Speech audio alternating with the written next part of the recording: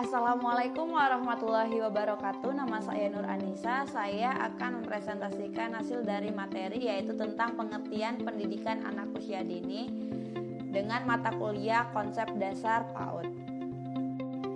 Nah, ada pula latar belakang anak usia dini menurut John Locke adalah anak-anak itu bagaikan kertas putih, lingkungan, peran orang tua, dan kehidupan yang melukiskan dan mewarnai kertas putih tersebut. Jadi artinya kertas putih bersih, suci. Anak-anak belum mengetahui mana sih yang benar, mana sih yang salah. Jadi kita sebagai orang tua dan guru kita harus ikut serta atau berperan dalam mendidik anak tersebut sehingga dia menjadi kepribadian yang lebih baik.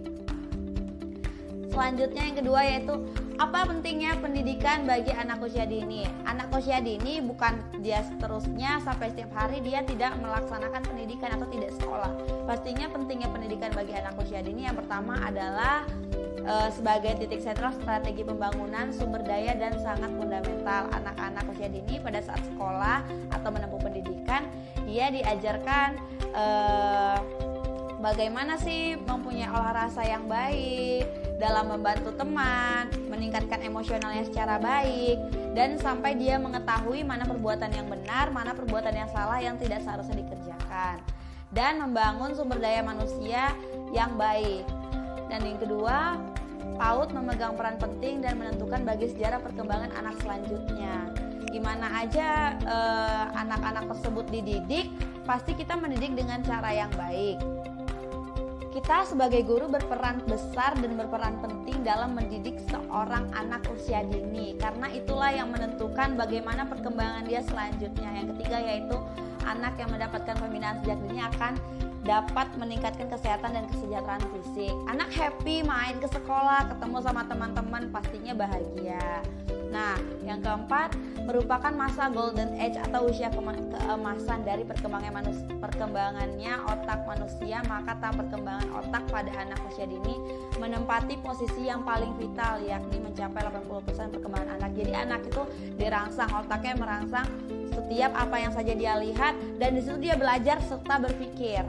Yang kelima yaitu cerminan diri untuk melihat keberhasilan anak di masa mendatang.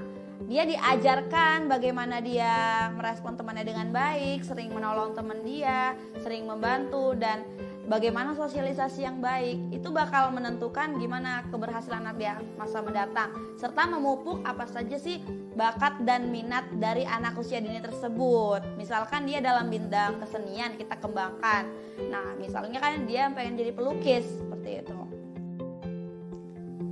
Nah, selanjutnya tujuan diselenggarakannya pendidikan anak usia dini ada pula tujuan utama dan tujuan penyerta. Tujuan pertama itu untuk membentuk anak Indonesia yang berkualitas, anak yang tumbuh dan berkembang sesuai dengan tingkat perkembangannya.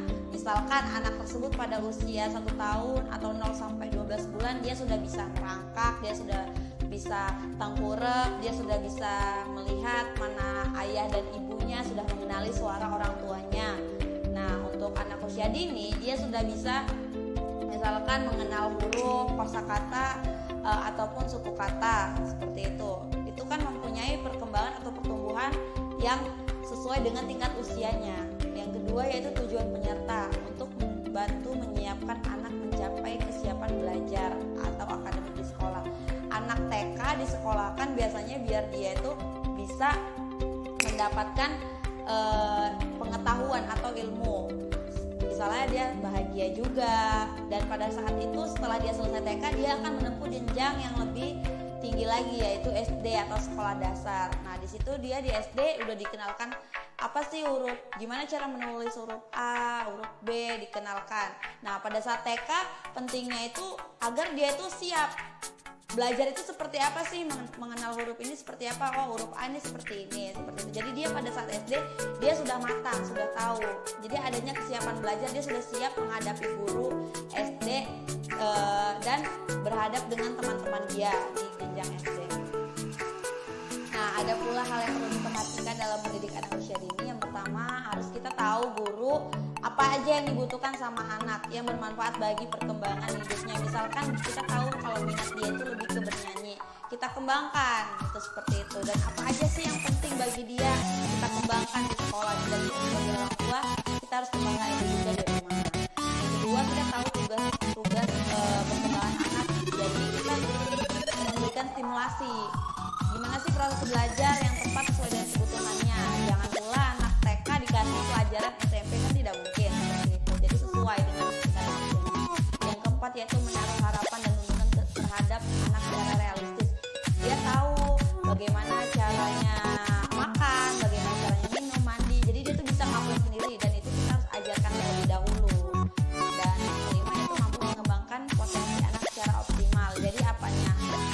Dalam potensi dia, misalkan dia bisa berlari sesuai usia dia udah bisa berlari, udah bisa bernyanyi, berenang, dan lain-lain. Dari fisik ataupun psikologisnya dia bisa mengenal emosionalnya.